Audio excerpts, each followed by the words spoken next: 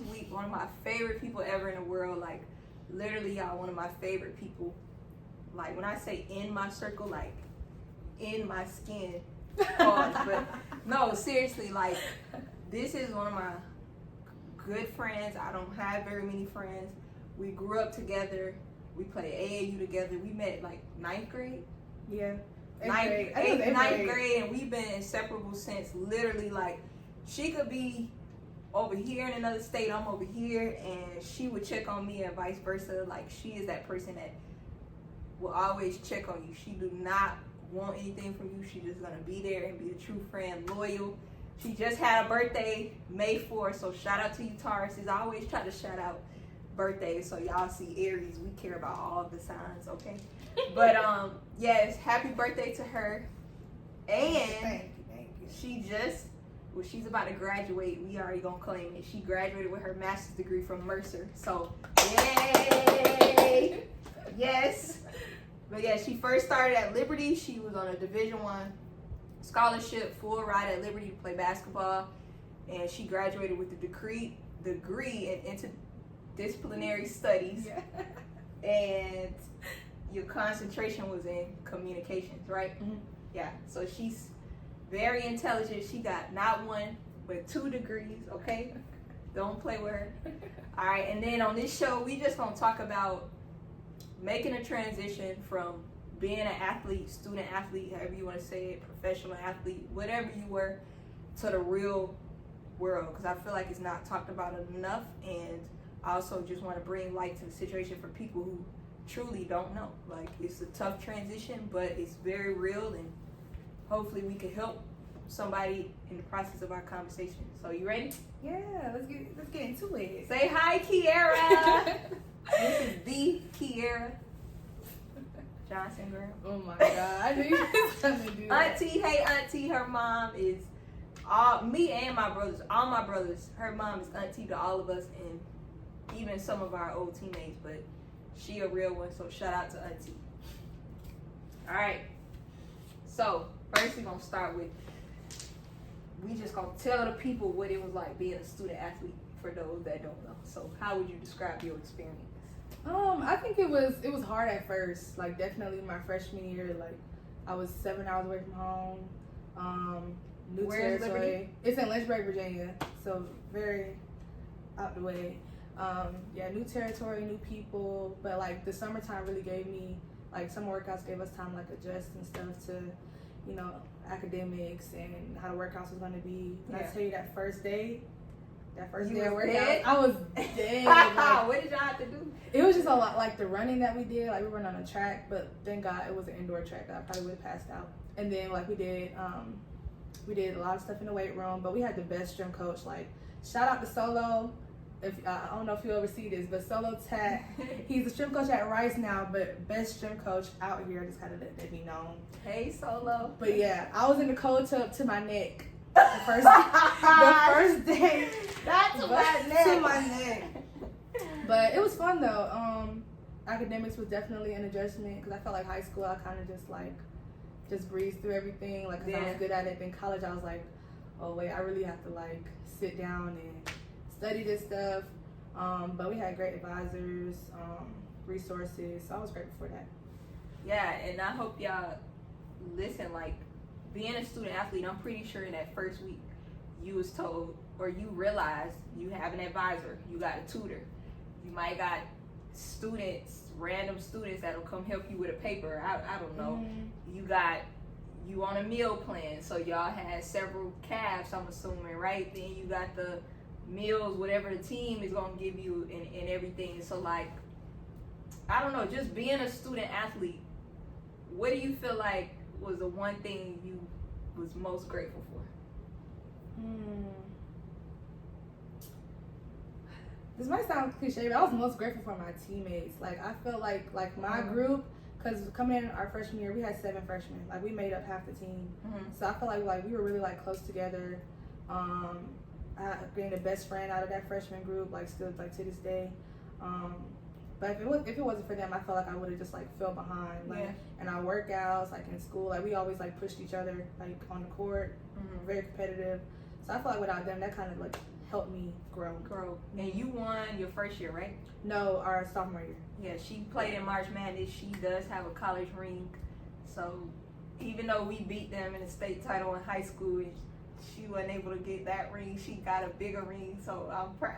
Wait, Paul, I didn't know we was going to talk about that. I didn't know we was going to talk about that. That's staying in there too, by the way. But no, seriously, I'm proud of you and like everything you done in college and all of that great stuff. So like, let me see. I can clip this or whatever. I'm just trying to think of where we could go with this conversation. Okay, we just gonna get in. So, being a student athlete, you would agree too. Like you very spoiled, like to the T. You almost thinking back on it, we were spoon fed as student athletes, and it kind of, I don't want to say detrimental, but in a way it could hinder you, because when you transition, as we see now, to the real world, it's like, dang, you don't realize just how good we had it. Like I think I was telling you the other day, I was so ungrateful as a student athlete. Not like intentionally, but you know, when you an athlete, you think about the 5 a.m. workouts and getting up for practice, these 3-hour long practices, and then you thinking about the game, like all the stuff, instead of thinking about, dang, I have my own apartment that they pay rent for, right? Even though I got roommates, I have my own space, and I'm 18, 19, 20, whatever. Then I'm getting paid every month. So if I want to, I could go to the mall every Friday or whenever, you know what I'm saying? On top of that, if you get it, you get the FAFSA check.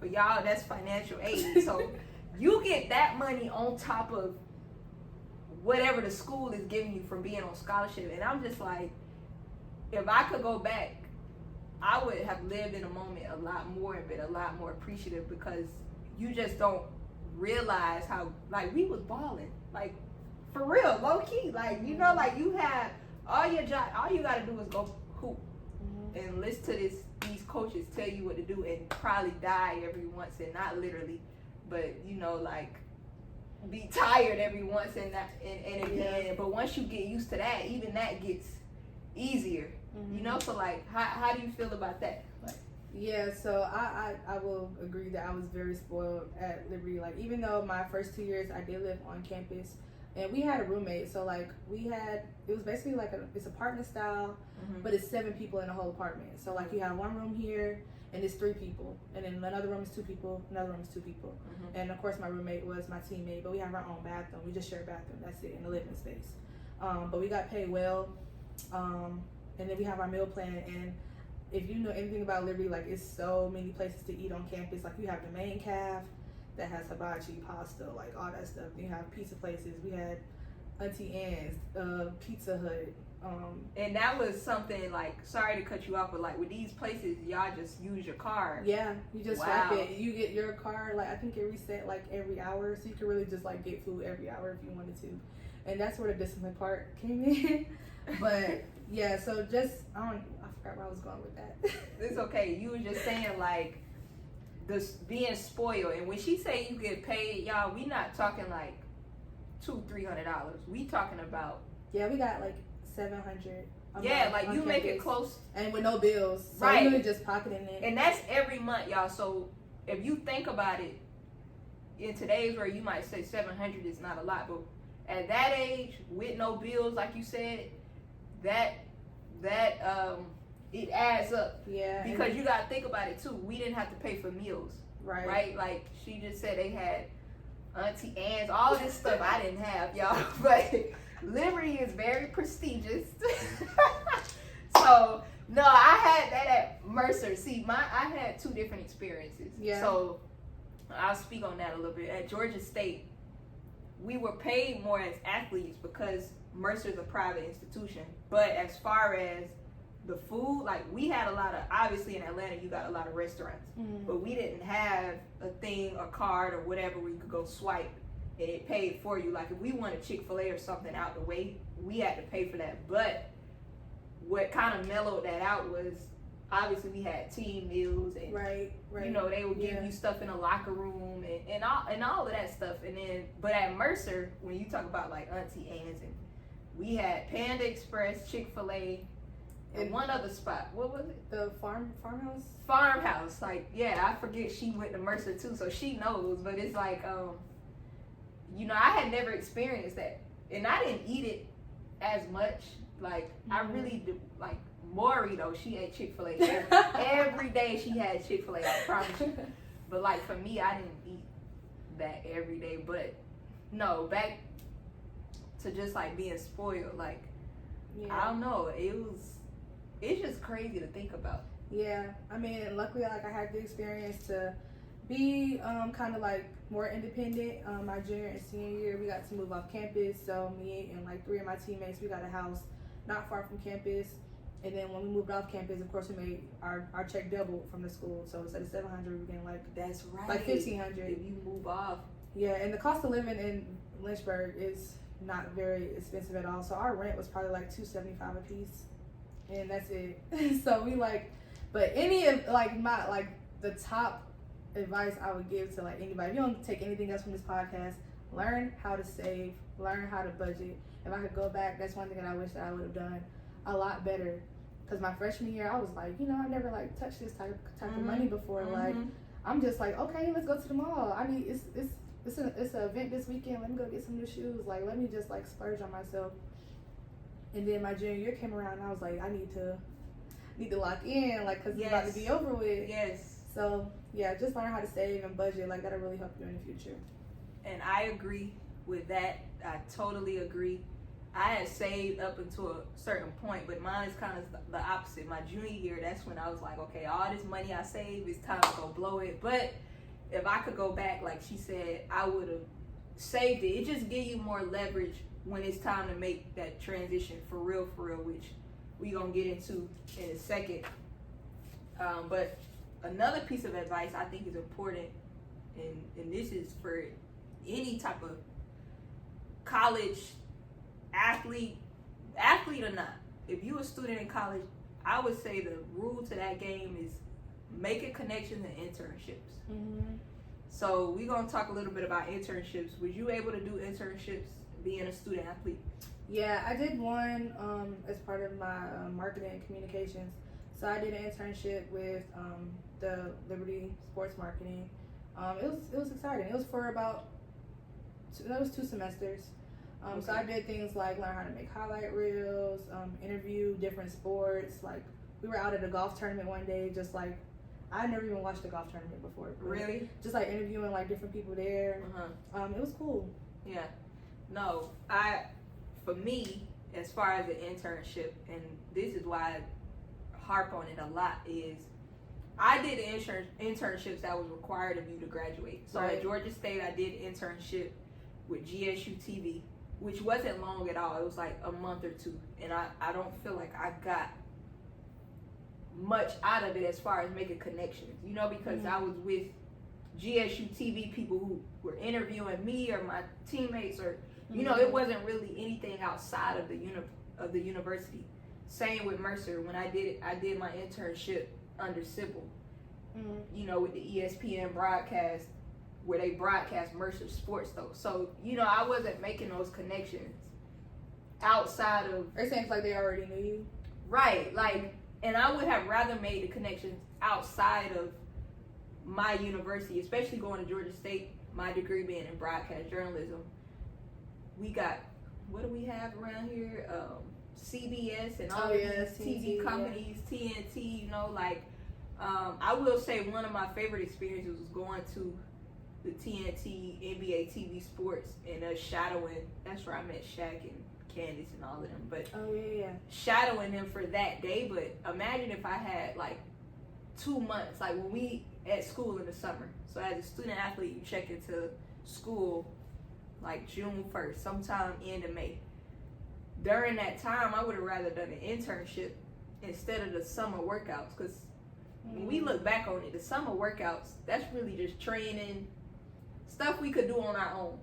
Yeah. Some of it. Yeah. The condition, you know, but for me, like, I feel like... I don't know, you're different, because you're a gym rat. That's what I'm saying. Like, I feel like my coaches, and it's a two-way street. I'm sure if I would have went to them, instead of just being so locked into the gym, because they know I would have got my work in on the court, maybe I would have been able to do those internships. But like just to have that option. Yeah, because it's like you could get so much out of an internship and meet a person that when you do finish playing and you call them, you know, like maybe you got the job, maybe you don't. It just depends on what God's plan for you. But I feel like that's what I lacked. Yeah. Out of my college experience is getting a valuable internship. Yeah, because that really helps you when the ball is done bouncing. Like, what are you gonna do? Exactly. Now, when it comes to making connections, how are you with that? Like, around campus and stuff. Well, like when I was like playing, or when I was at like while you was in college, a student athlete and stuff. Like, were you one of those people who, like me, for instance, I would say hey to everybody on campus. Just you know me. You know me. You know I'm very introverted, very like to my circle. Like I speak when people speak to me. Like I'm friendly, but I just don't like go out my way to speak to other people. Now, for somebody that I know that I need to know, then I'll make my way. But I think at first I'm a little shy, and then once I get to know people, then I'm like myself. But which I'm trying to like work on, because like I'm grown now. I can't be acting all shy and stuff. But right. Like I'm trying to work on that. Do you think that's a necessary thing to do?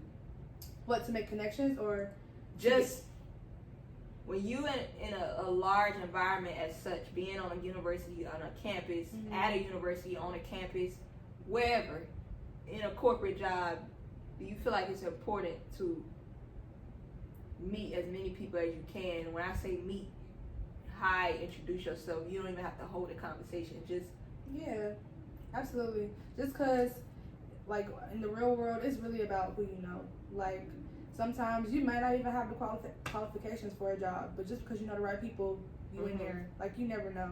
So I think it is important to make good connections and like keep those connections for the right reasons. Like, don't just try to like, you know, use people, but like make valuable connections. I guess that's what I'm trying to say. Yeah. Now, something we relate on, we both transferred. So we didn't stay at one university. We played for two. So talk about first, what do you think about transferring in a transfer portal? That's what we'll talk about first. And then you can share your own personal experience with that. Like, okay, so what do I think about the transfer portal? Yes, how it is now and how... It's crazy. Like, it was like the first week and it was already like almost 1,000 people in there. Like, everybody where y'all trying to go? Where y'all trying to go? But I can't speak because I'm a hypocrite. I got in the portal too, but... And it's not even that though. I think, like, when I really looked into it, because at first people put a negative connotation on transferring. Right. And they made it seem like you wasn't being loyal to a school that you gave your commitment to, right? But then I think about how these coaches, the minute more money comes or whatever the case might be, and I don't blame them, you could very well be changing your family situation, but it's like coaches come and go every day. They have that option. Like for me at State, I had 4 different position coaches. So imagine that for me, if I wasn't like mentally strong and just how I am as a person, that could have really messed my head up, changing from a different coach every single time, like, and they all different, like, cause you get attached to certain coaches, in a way where it's like they become your mentor, or, you really like open up to them or that sort of thing, and then they just up and leave. So I feel like for players, it shouldn't be this negative connotation on it. You should always feel like you go into a situation that's best for you, because at the end of the day, everybody does what's best for them. So it's like, why can't an 18, 19, 20-year-old know what's best for them? Right. You know what I'm saying? Like, I get that. Yeah. Sure. So what made you want to transfer? I think looking back on it, not saying that I regret my decision, because I don't have any regrets, but I think I would have like sat on the thought a little bit more before I just jumped into it, because I was like, okay, I'm graduating, like, let's see what else. And I mean, I had the option to come back if I got in the portal and saw stuff and didn't see anything that I liked. But I think I was like, this is my last year. I want to move, like, closer to home, go to a school closer to home. And so I decided to go to HBCU in Alabama, A&M, shout out to A&M. So that was different. It was a big difference because Liberty is the largest Christian PWI in the United States. And then I'm going to HBCU. Yeah. So it was a big change, but I loved all the experiences that I went through. Which school did you like better? You like them both the same. No, I'm not gonna lie. I'm not gonna lie. I mean, resource-wise, like I said, like I was very spoiled at Liberty. So then going to A&M, where like it's not as many resources. I mean, it was like humbling. Yeah, it was very humbling. Like it's coming up, but it's not where my previous school was. And I couldn't and I was transferred during the time during COVID, so like you couldn't go on visits. So I was kind of like going into it, like moving in, seeing everything for the first time. I'm like, oh, this is different. Yeah. But like I felt like I was around more of like my people, Yeah. So we transferred in the same year. Yeah, we did. That's so crazy. See, we be in sync. But no, that's kind of similar. Like I transferred from Georgia State, as some of you know, but with our situation, what makes it unique is we have our degrees from these universities. So I feel like we, as far as the whole loyal piece, I mean, we kept our commitment as they did us. Like, you go to a school and really the main important part, unless you just know you the next Maya Moore or something, then maybe you go to college for 3 years and you finish your degree later. But the biggest thing, especially what Coach Kurt used to tell us, RIP Coach Kurt, is like, I know, like getting a degree. That was always something he really harped on with us and preached us about, is just making sure you have the degree, because what it does help with, once you do find a person you need to know to get in, the degrees just add. It really does add more money to the pot, your salary, whatever you're going to make. So yeah, I wanted to point that out. She graduated from Liberty. I graduated from Georgia State. On the court, speaking for me, it was just time for me to move on. Like, I felt like I did everything I could have possibly done at State, even though it wasn't the smoothest transition to go to Mercer. It happened. I feel like it was meant for me to go to Mercer, and the difference in my school was, obviously, you going to Georgia State, it's in Atlanta. Yeah. In the Mercer, city. Mercer is in Macon, the middle of nowhere. But like how you said, yours was like Liberty was up here and A&M was, I don't even want to say a drop off, just a different, like, humbling. Yeah. Mercer was a raise up for me. Like, Mercer was everything I wanted from on the court. I was pushed. Like, I wasn't pushed as much at Georgia State. You talking about your strength coach. I just wasn't pushed as far as I could be pushed. And you know how I am. Like, it take a lot to push me because I just keep going. So it's like at State, I felt like it was complacent. Yeah, and I felt like I was begging to be pushed, but I wasn't being heard. You know what I mean? And sometimes I just really had to compete with myself. I had to push myself to really feel like I was getting in work.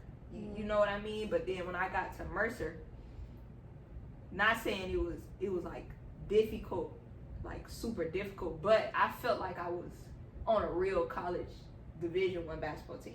Yeah. Like, I felt like I earned that ring.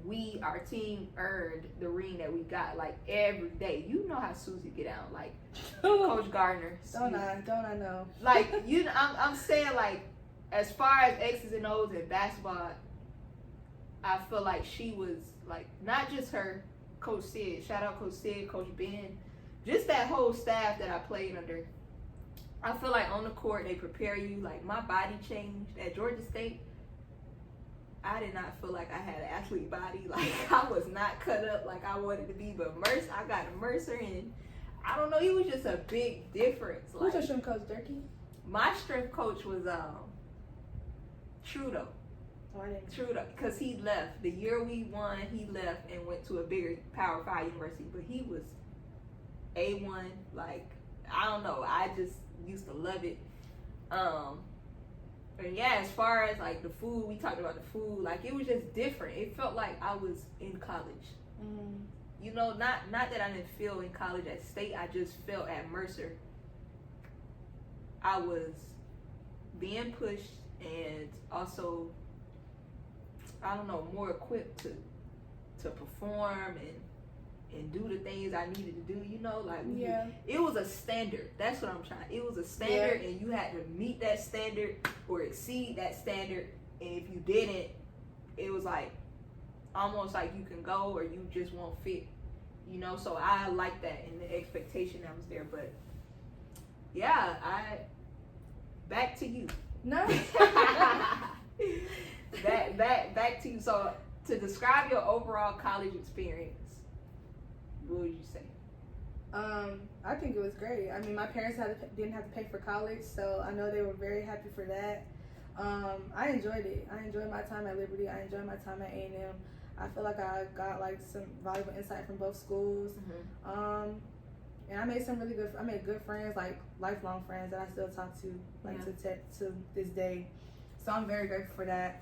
And then like just being a graduate assistant at Mercer with Coach Susie. That was different too. Just being on the other side of the ball, not being a player anymore.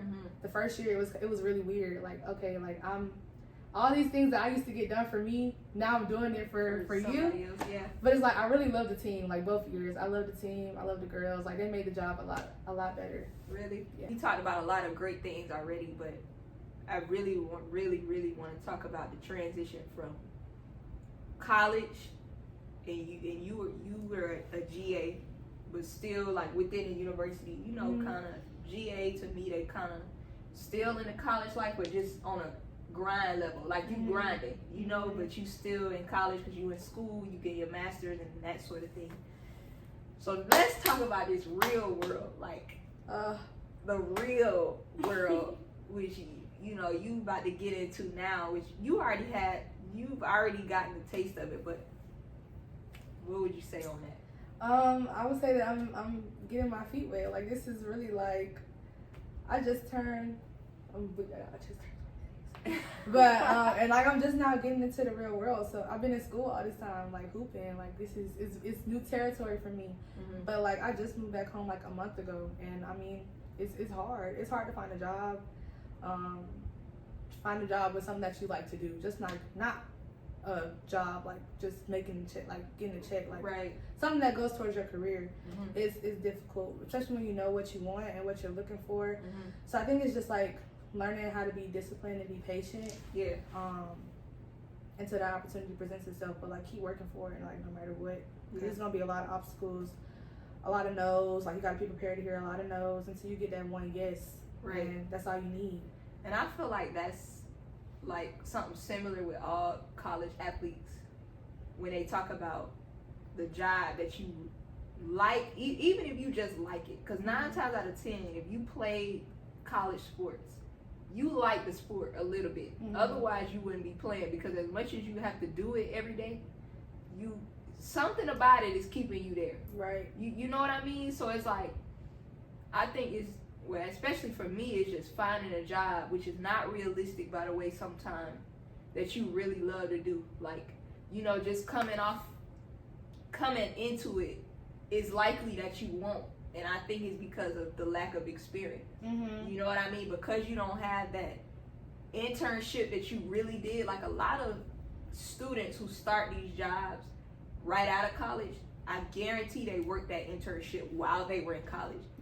We couldn't work jobs while in college, or let alone an internship, right? Because a regular student, I hate to use the word regular, but they'll go to class, you go to class for 2 hours, and then you might have another class later in the day.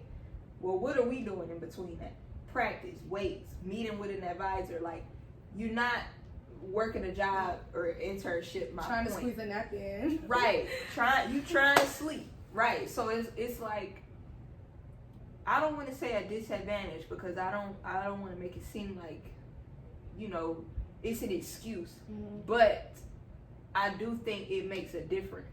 You know, just the fact that when they look on these resumes, like at least for me, and I'm quite sure with you too, you could talk about it, it's just like, they're like, where's your experience? And and my honesty is my first job, I was a professional athlete. I don't have these corporate jobs, but I tell you what we do have that a lot of people don't, and I would say is learning lessons through basketball that a corporate job probably couldn't teach me. Yeah, that's what I tell them in my interviews. I'm like, look, I know I don't have that much experience, but I'm a fast learner. I'm competitive. Like, I'm a team player. Like, I possess all the qualities to be successful with your company. So, like, just hire me. just hire me. Only if it was that easy. Only if it was that easy. But, you know, in interviews, they want this preppy answer, and they want to see the experience. And it's like, I can only be as authentic with you as I can. And it's like, I'm not going to lie. I'm not gonna lie and say I work for this company and this company because I haven't. Like, right. I'm not doing it, and I'm not gonna, you know, prep my answer up in a way where it seems like I'm changing who I am. Right. Like if I don't impress you with what I give you, my intellect and the experience I do have as far as being a player, then maybe this is not the place for me. Right. You know. Yes.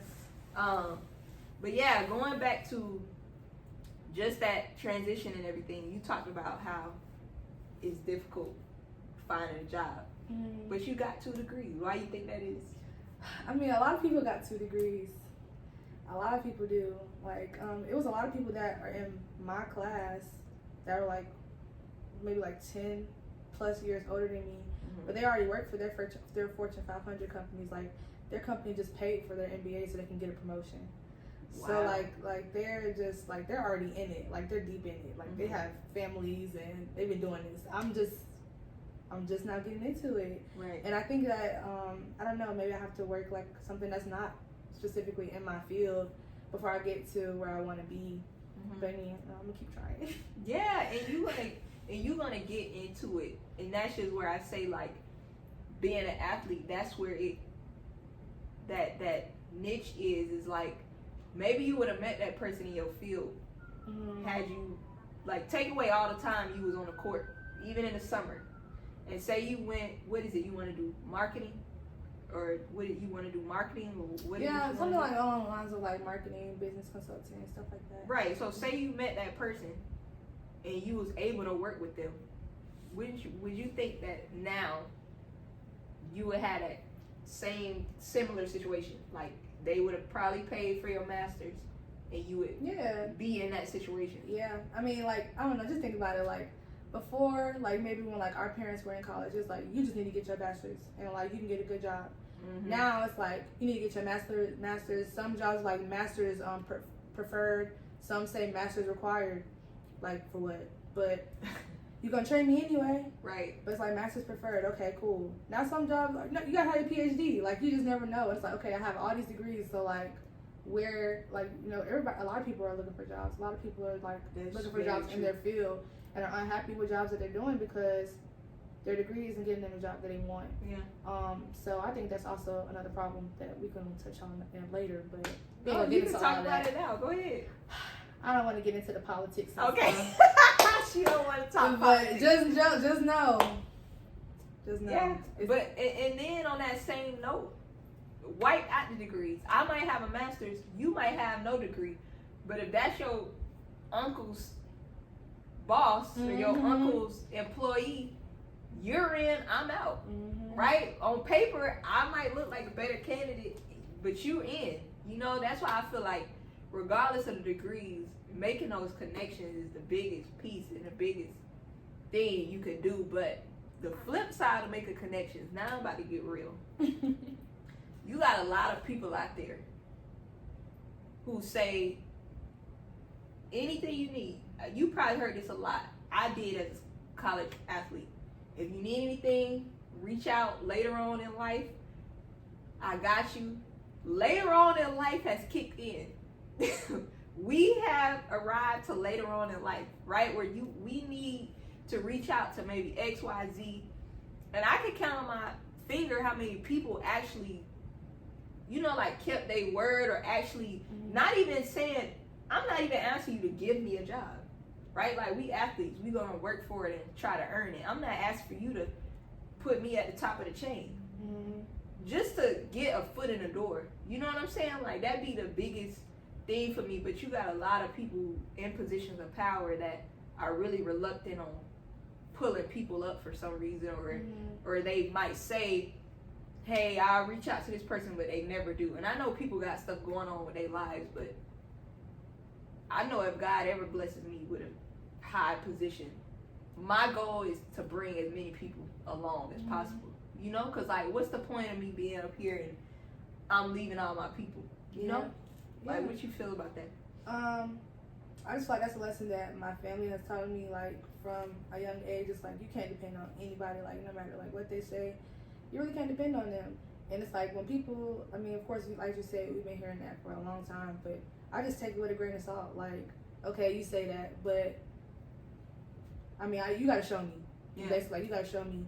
And I'm only going to ask you one time before I feel like I'm begging you. That's it. Yeah. Like I do it myself. Like, I have the support of my family, the support of my friends. Like, so I'm going to get it regardless, like, with or without you. You know what I mean? But it's like, you know who's genuine and you know who's not. Right. Absolutely. Yeah.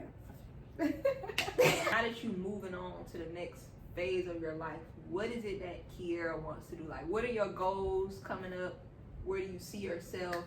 All of that, because we about to speak it into existence right now. Okay. It's some goals I'm going to share. I don't want to jinx them, you know. You're not. But I mean, everybody's goal, of course, is to be, you know, financial stability. Like, that's definitely a big goal for me, like, within the next 6 months. Trying to find a stable, you know, job in my career field. I want to stay in coaching, maybe not in the college level, but I am coaching in high school right now, so that's fun. Yes. I like that. Shout out to my girls. You'll see them real soon. Yeah, and I think, like, just growing closer to God, like, keeping my relationship with Him, because at the end of the day, like, He's there. He's there every day, every single day. Like, He's there. Like, no matter who is not there with you, like, He is there. And so I'm just working on, like, getting my relationship with Him better. So those are a few of my goals I'm thinking of. All right, and what's your dream job? Where do you want to end up career-wise? Now, if I tell y'all this, y'all gonna laugh. No. But my dream job is to not have a job. Like, come on now. That is like, real. That is not laughable. That is real. I don't want to be housewife, personal chef, take care of the kids. I'll cook, clean, do all that. Y'all athletes, NFL, NBA, CEOs, okay? But I still want to have, like, I would still do, like, a little side job to make some money, because you're not going to make all of it. But I would do something. But realistically speaking, now, let's get out of No, if that's realistic for you. No, I mean, of course you want that to be realistic, but come on now, that's a fairy tale. Like, career job, I think I want to do something, like, in project management. Just get into, like, you know, helping underserved communities, things like that. May work for, like, a nonprofit, or maybe even start my own nonprofit. That'll be something that I'm passionate about for sure. Okay. Well, you're gonna do all of that. I already know it. You already blossoming into the most amazing person. That's why you're my friend, my sister. Really, like, we don't even call each other friends like that. But no, I thank you so much for coming on here. You said some great things. Thank you for sharing, and I know you're gonna help somebody out there. Somebody, even your athletes that you coach now, you'll be able to tell them all about this experience, and I think you are an amazing person. Oh, stop. I do. And I'm about to take her to dinner for her birthday, y'all. I'm gonna take her to this spot, and we gonna finish celebrating her. But no, this episode, I hope y'all enjoyed it. I hope it was very informational for y'all and that y'all learned a lot. And I will see y'all next week. Thank y'all so much for tuning in. Make sure you like and subscribe, and let me know what other topics y'all would like. Also, please follow my social media page on Instagram. It's @DJ Lou, and I'll see y'all back here on Mondays.